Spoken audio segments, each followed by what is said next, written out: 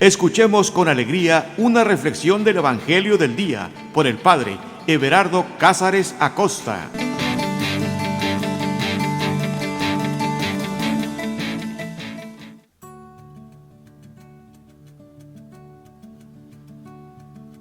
Carta de amor. Esa es la Sagrada Escritura. Una carta de amor para ti, para mí, para cada uno de nosotros. Te voy a confesar algo. Cuando estaba yo pensando qué título darle a esta serie de podcast, le pensé mucho porque venía a mi mente, carta de amor, carta de amor. Esa frase, creo que el primero que la dijo fue San Agustín, que la Sagrada Escritura es una carta de amor de Dios para cada uno de nosotros. Pero aunque adentro de mí había un gran deseo de ponerle carta de amor, también había como una especie de resistencia, porque yo decía, ok, bueno, eso va a pegar, no sé, los primeros 2-3 videos, pero ya después de que haga 20, 30 videos o audios, con estar diciendo carta de amor, pues va a sonar un medio trillado, medio ridículo. Pero al mismo tiempo yo decía, no. A todo mundo le gusta leer una carta de amor. Y le gusta leerla una y otra vez. Lo que pasa es que a veces queremos ser como que muy duros y no, esas cosas son de adolescentes, yo ya maduré. No, dirás, ya te amargaste. Porque el corazón del ser humano está diseñado para amar. Está diseñado, si lo quieres ver de esa manera, para ser cursi y ridículo. Todos queremos estar en medio de una historia de amor. Por eso las historias de amor en el cine son las que más se venden, las más taquilleras. Creo que hasta la fecha todavía no se ha logrado superar la venta de taquilla de la historia de amor del Titanic, ¿no? Aquella historia romántica que hacía suspirar a más de uno. Incluso si de historias de amor se trata, las que más conocemos de William Shakespeare es precisamente Romeo y Julieta. La Sagrada Escritura es una historia de amor, pero a diferencia del Titanic o de Romeo y Julieta, aquí el protagonista eres tú. Tú eres el protagonista. Por eso, cuando leamos la Sagrada Escritura, no la leamos como un libro de historia, como algo que sucedió hace muchos años. No la leas tratando de ser más inteligente o más intelectual. Tampoco la leas con una actitud trillada de ¡ay, otra vez! Porque la Sagrada Escritura es una carta de amor. Así de sencillo, así de simple y así de profundo. Es tu historia. Por eso es importante que la escuchemos con mucha atención, porque va a haber un día en donde tú vas a querer recordar, palabra por palabra, lo que aquí está escrito. Por eso no me canso de invitarte a que dispongas tu corazón, dispón tu alma, tu espíritu, ponte los audífonos o los casquillos o como le llamen en tu país, para escuchar mejor, sin distracciones. Y si te ayuda a cerrar los ojos, cierra los ojos, pero sobre todo, abre tu corazón. No tengas miedo, estás en el lugar más seguro que puede existir. Estás en las manos de Dios. Por eso, respira profundo y suelta todo. Abandónate. E iniciamos en el nombre del Padre, y del Hijo, y del Espíritu Santo. Ven, Espíritu Santo. Tú fuiste quien escribió estos textos. Tú inspiraste al agiógrafo, al escritor sagrado, a plasmar por escrito tu espíritu, tu presencia, tu inspiración. Y la misma fuerza que está contenida en este texto es la que quiere ser liberada cuando nosotros la leemos, cuando nosotros la escuchamos. Por eso, Espíritu Santo, te pedimos que seas tú quien limpie nuestra mirada, que seas tú quien sintonice nuestros oídos para poder escuchar lo que tú quieres decirnos el día de hoy. No lo que queremos, sino lo que tú quieres decir. Ven, Espíritu Santo, llénanos de ti. Ven, Espíritu Santo, te damos la bienvenida en este día, en este momento, en nuestras vidas. Llénanos de ti, Señor. Sopla sobre nosotros y danos un nuevo sentir, un nuevo corazón. Danos, Señor, tu presencia, tu Espíritu que da vida. Ven, Espíritu Santo, llénanos de ti. A cada uno, donde quiera que estemos, llénanos de ti. Llénanos de tu amor, de tu paz, de tu vida. Ven, Espíritu de Dios. Confiamos en ti, en tu amor. Te necesitamos. Con toda humildad y con un corazón necesitado de ti, no nos cansamos de decirte: ven, Señor, ven, ven que te necesitamos.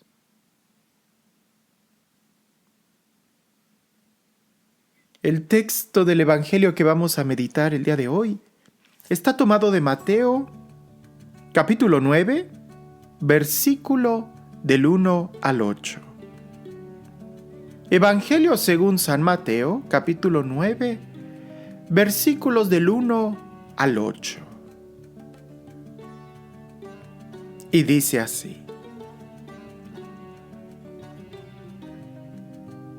Subió a una barca, cruzó de nuevo el mar y llegó a su ciudad. Entonces le presentaron a un paralítico, tendido en una camilla.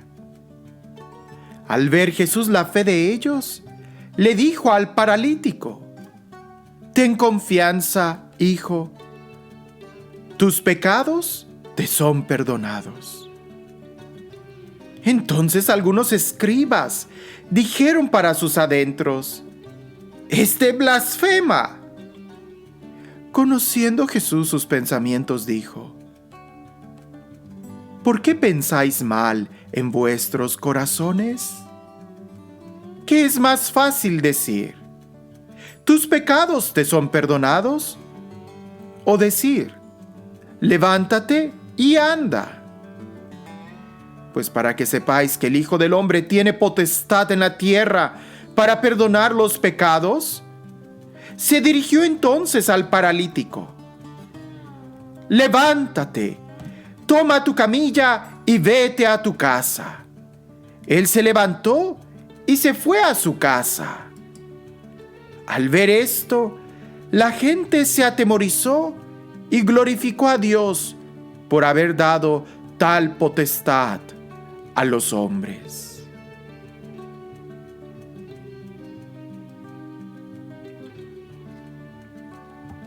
Nuevamente, vemos a Jesús que anda de un lado a otro. Jesús no se queda en ningún lugar.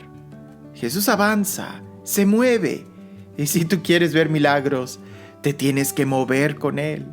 Y si tú quieres ver milagros en tu vida, lo tienes que seguir. Jesús se sube a la barca, cruza de nuevo el mar y llega a su ciudad. Me agrada mucho el texto, este versículo, porque dice: entonces le presentaron a un paralítico tendido en una camilla.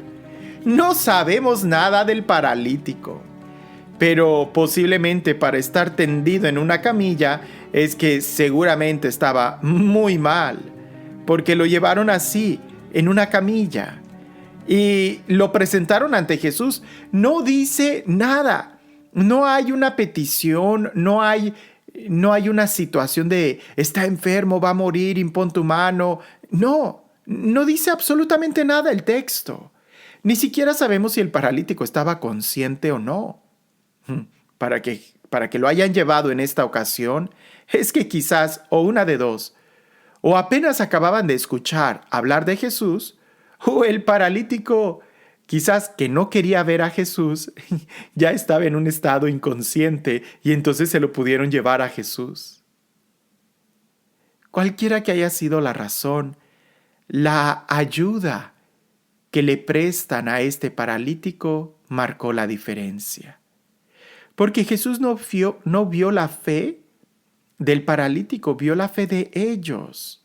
Bueno, pudiera ser que haya mostrado la fe del paralítico también, que Jesús esté viendo también la fe del paralítico, pero pensemos en un momento que el paralítico estaba totalmente inconsciente, estaba llevado a la fuerza, o quizás no estaba del todo seguro. Quienes hicieron el esfuerzo para estar frente a Jesús fueron los que iban cargando al paralítico. Y ellos seguramente han de haber tenido mucha fe para cargar al paralítico, y ve tú a saber de dónde. Quizás no ha de haber sido nada cómodo estar cruzando un pueblo a otro pueblo con un paralítico en una camilla y estarlo llevando en los hombros o en la mano. Pero tenían fe en Jesús, y tenían fe y esperanza en que su familiar, su amigo, iba a ser curado, iba a ser sanado. Y eso marca la diferencia. ¿Cuántas veces en tu casa no tienes tú un familiar que no quiere acercarse a Jesús, que no quiere ser sanado? Pero ya en otro momento vimos la importancia de tu fe. Porque cuando tú tienes fe, tú llevas a Jesús a tu casa. ¿No fue eso lo que hizo Pedro? Llevó a Jesús a su casa y fue Jesús quien sanó a su suegra. Ahí tampoco hubo ninguna petición. En esta ocasión es la fe de ellos quienes llevan al paralítico a la presencia de Jesús. No sé si fue a voluntad del paralítico o no, pero de que tenían fe para cargarlo, lo tenían. Además, Jesús lo dice en plural. Jesús vio la fe de ellos. Del enfermo, quizás, pero indudablemente de los que lo iban cargando. Eso sí, no cabe la menor duda. Ahora, cuando Jesús ve la fe de ellos, se dirige al paralítico y se dirige con algo totalmente diferente. No habíamos visto este gesto en Jesús antes. Porque que sanara enfermos, que sanara al leproso, que resucitara al muerto, que sanara a la suegra de Pedro, sí, lo habíamos visto. Pero que perdonara pecados, en este momento es una novedad.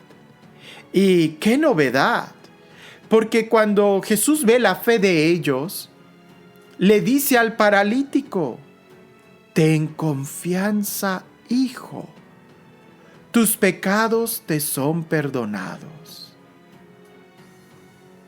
Primero, ten confianza. Quiere decir que ya había perdido la confianza. ¿La confianza en qué? ¿En quién? Nosotros vemos el exterior y Jesús ve el corazón. Ya Dios le había dicho al profeta Samuel que la mirada de Dios no es como la del hombre. El hombre ve el exterior, pero Dios mira el corazón. Y aquí creo que esto es lo que está sucediendo. Jesús vio la fe de ellos, pero la ve no desde el exterior, no desde una manifestación externa, sino que ve lo que hay en el corazón de ellos. A alguien desde fuera pudiéramos decir: vaya que tienen fe, porque están cargando a este enfermo desde muy lejos. No, lo único que tú estás viendo ahí es de que cargan a alguien. Pero la fe no se ve y al mismo tiempo se expresa. Pero si la quieres ver, se mira en el corazón desde una intención. Y Jesús, al ver el corazón de ellos, le dice a este paralítico: ten confianza. Parecía que los que iban cargándolo sí tenían confianza en Jesús, sí tenían fe. Por eso digo que posiblemente el paralítico no tendría mucha fe. Por eso le dice Jesús: ten confianza. Y la palabra que usa, Hijo. Jesús es más nuestro hermano, el Padre Celestial. Abba, es el Padre. Jesús quizás le hubiera dicho, hermano, ten confianza, hermano, pero no. Jesús dice, ten confianza, hijo. Y es que el corazón de Jesús es tan unido al Padre que indudablemente muestra el amor misericordioso del Padre. Por eso le dice, ten confianza, hijo. Tus pecados te son perdonados. Y ya, Jesús dejó de hablar. Ten confianza, hijo. Tus pecados te son perdonados. Nuevamente, si nosotros vemos esta escena desde el exterior, diríamos, ¿qué? ¿Ya fue todo? ¿No lo vas a sanar? ¿No lo vas a levantar? ¿Eso fue todo? ¿Vas a dejar que estos hombres vuelvan a cargar a su enfermo de regreso de casa? Nuestra mirada es muy superficial. La de Jesús. Jesús mira el corazón. Y lo que ese hombre necesitaba era confianza. Era un gesto de amor paternal y era que sus pecados fueran perdonados. Quizás estas personas eran hermanos y quizás este paralítico había tenido un problema muy fuerte, un pecado contra sus papás, contra sus hermanos, que había quedado paralítico. Y cuando tú tienes un pecado en tu corazón, olvídate de la salud física. Lo que te paraliza es tu corazón. Yo conozco personas, tú también, que a pesar de que el sol esté radiante, el clima esté increíble, los pájaros estén volando, haciendo nidos en los árboles, hay personas que aunque todo el exterior, aunque tengan fuerza en sus músculos y puedan ganar en los Juegos Olímpicos, tienen una parálisis interior porque odian, porque guardan rencor, porque no tienen confianza en ellos mismos. Y eso es lo más terrible que existe. Tú has oído hablar de muchas personas que tienen, malamente refiriéndose, que tienen discapacidades físicas, ¿no? Que están paralíticos, que nacieron sin brazos, sin piernas. Hay muchos. Tú puedes ver muchos videos de personas así, discapacitadas, pero con tremenda confianza en ellos mismos. El que me viene a la mente ahorita es Helen Keller. Sorda, muda y ciega. Y ella hasta estudió un doctorado en artes. Daba conferencias de autoestima. Una mujer que se superó. Vemos a Tony Meléndez, aquel hombre que no tiene brazos y que le dio un concierto de guitarra al Papa. ¿Qué? Pero si no tiene brazos. Si tú quieres, tocas la guitarra y Tony Meléndez te puede enseñar cómo. Hasta con los pies, pero muy bien. Hay otras personas, me parece que Nick, que nació sin brazos y sin piernas. Y él hasta nada. Así como lo oyes, nada. Pero si no tiene brazos, si no tiene piernas, ¿cómo puede meterse en la alberca? Lo hace. Porque cuando tú tienes fe, cuando tú tienes confianza, nada te detiene. Pero aunque tú estés sano por fuera, tu corazón, si tu corazón está podrido, no vas a avanzar. No vas a disfrutar, estás atado, estás paralítico, estás postrado. Los que llevaban al enfermo no hicieron ninguna exclamación negativa, porque seguramente sabían que efectivamente el milagro era que él tuviera confianza, tuviera un gesto de ternura paternal, quizás, pero sobre todo que sus pecados fueran perdonados. Yo lo he experimentado en mi vida. A veces Cuando voy a confesarme, porque aunque no lo creas, sí, a veces sí le fallo mucho a Dios. Y cuando voy a confesarme, aparentemente voy caminando y voy bien. Y cuando ya digo mis pecados y expreso físicamente mi dolor por haber ofendido a Dios, cuando confieso que Él es el Señor, cuando confieso su misericordia y cuando escucho sobre todo las palabras de absolución del sacerdote, siento que se me cae un peso de encima. ¡Hay liberación! El problema es que a veces nosotros nos acostumbramos a caminar con una carga pesada en los hombros. Y así no hay vida. Por eso Jesús sabía lo que este hombre necesitaba. Perdón. Que él pudiera experimentar el perdón de sus fallas, de sus pecados. Y eso ya le daba el gozo de vivir. Te lo vuelvo a repetir.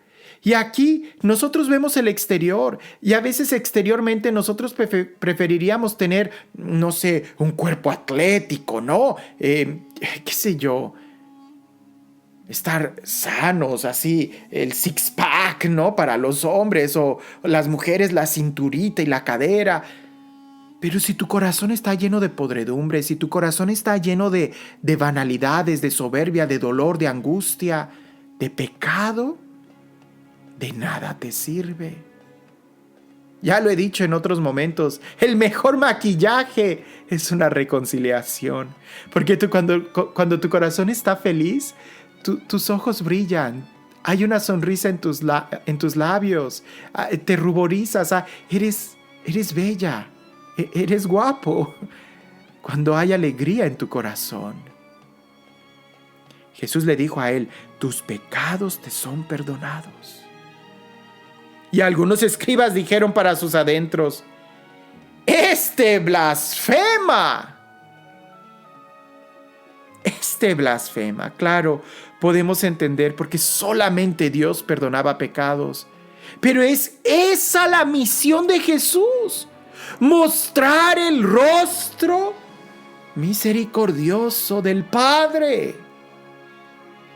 Jesús tiene poder para perdonar pecados. Y ese poder que Jesús tiene para perdonar pecados, también se los dio a sus sacerdotes. Por eso al final de este texto, si lo lees en tu Biblia, dice, al ver esto, la gente se atemorizó y glorificó a Dios por haber dado tal potestad a los hombres. No solamente a Jesús, sino a los hombres. Claro, tenemos que explicar de una manera más clara quiénes son esos hombres, ¿no? Los apóstoles y aquellos sucesores de estos, a quienes la encomienda continúa. Pero bueno, ese es otro tema. Jesús voltea y les dice a los escribas, ¿por qué pensáis mal en vuestros corazones? ¿Qué es más fácil decir, tus pecados te son perdonados, o decir, levántate y anda? Pues para que sepáis que el Hijo del Hombre tiene potestad en la tierra para perdonar pecados, le dice, levántate, toma tu camilla y vete a tu casa. ¿Y qué sucedió? Él se levantó y se fue a su casa. ¿Qué es más fácil? ¿Perdonar pecados o decir levántate y anda, sanar lo físico? Muchos van a decir, pues perdonar pecados. Yo veo que el sacerdote perdona pecados bien fácil. Y el doctor, pues sanar a alguien es difícil. Tiene que entrar a cirugía y procesos de recuperación. No, vete despacio. Vete despacio. Quien perdona pecados es Jesús. El sacerdote solamente pone de manifiesto ese perdón, ¿no? Sí, el texto dice que ha dado tal potestad a los hombres, el manifestar el perdón de los pecados. Pero ¿cómo el sacerdote perdona pecados? Actualizando la obra salvadora de Cristo en la persona. Y eso significa que Jesús murió en la cruz por ti y por mí. Así que no se trata de pecar y voy y me confieso. No, en verdad tenemos que hacer todo un esfuerzo para no pecar, porque no es fácil. para Jesús el perdonar nuestros pecados. No, no lo es. Incluso más. Yo conozco personas quienes tardan años, casi toda su vida, en poder perdonar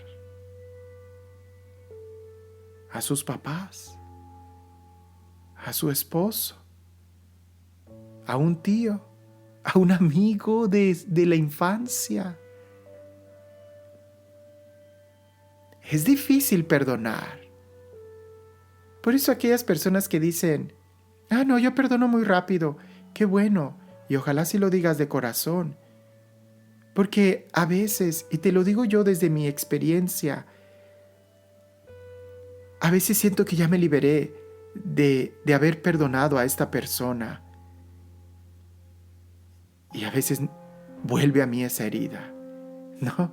Vuelve a mí ese sentimiento y digo, yo creí que ya lo había perdonado bien. Yo ya recordaba sin rencor. Pero hay una situación y ¡pum! ¡Pop! Hace que brote otra vez ese sentimiento. Y hay que perdonar. Pero sobre todo, hay que pedir perdón. Hay que pedir perdón.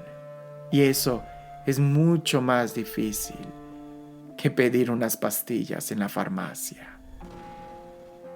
Los milagros que Jesús realiza en el Evangelio apuntan y señalan a una realidad más profunda.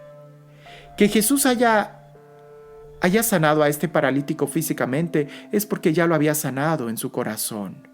Los milagros físicos tienen estas dos direcciones, o son consecuencia de un milagro interior o apuntan para que suceda un milagro interior. En este caso fue después. Él se levantó.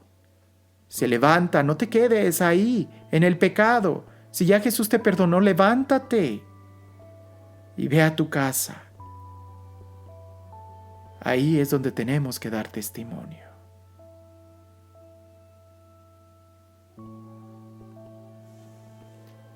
Subió a una barca, cruzó de nuevo el mar y llegó a su ciudad.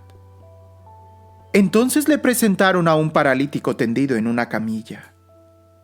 Al ver Jesús la fe de ellos, le dijo al paralítico: «Ten confianza, hijo, tus pecados te son perdonados». Entonces algunos escribas dijeron para sus adentros: «Este blasfema». Conociendo Jesús sus pensamientos, dijo: ¿Por qué pensáis mal en vuestros corazones? ¿Qué es más fácil decir? ¿Tus pecados te son perdonados? ¿O decir, levántate y anda?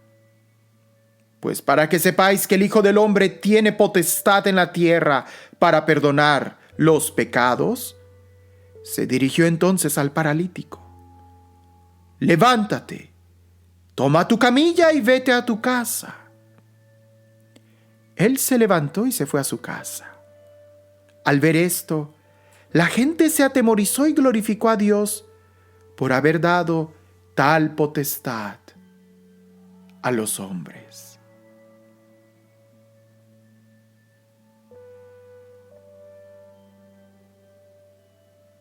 Señor Jesús, ayúdame a tener fe, de tal manera que yo pueda acercar a mis hermanos a tu perdón, o de tal manera que yo pueda acercarme a ti a pedirte perdón. Concédeme, Señor, el poder crecer en ánimo, confianza, fe y abandonarme a tu amor, levantarme de mi pecado e ir a mi casa y ahí dar testimonio que tú me amas. El Señor esté con ustedes. Y la bendición de Dios Todopoderoso, Padre, Hijo y Espíritu Santo, descienda sobre ustedes y permanezca para siempre.